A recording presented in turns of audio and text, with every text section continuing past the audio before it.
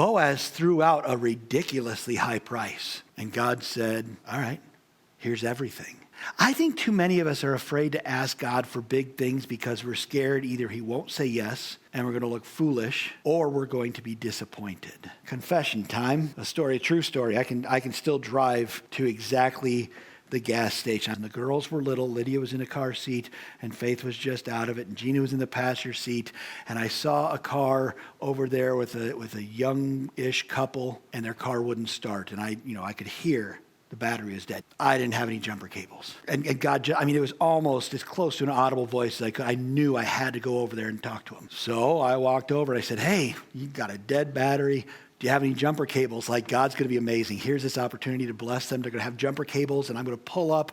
And they said, no, we got none. I'm like, okay. And the words were out of my mouth before I had a chance to zip my lip. Can I pray for your car?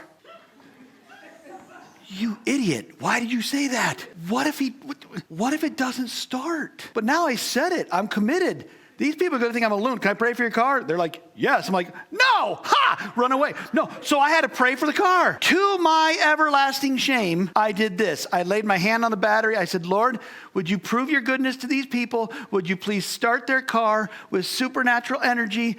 Amen. And I walked away. I was not faithful enough to sit there and wait for them to start that car. The God of the universe who said, let there be light, and there was light, can start a car. 12 volts is not a big deal. But I was so afraid of looking foolish that to this day, I do not know if that car started. No idea. I got in my car and I drove away. Best case scenario, I'm talking about asking God for big things. I want to get to heaven, be met by a couple, and they're going to say, hey, we're here today because your little chicken heart prayed for our car and then ran away like a 6-year-old girl with a spider. But you prayed, God answered, we came to faith, we're here today. These are tears of grief. Because I don't know. No idea.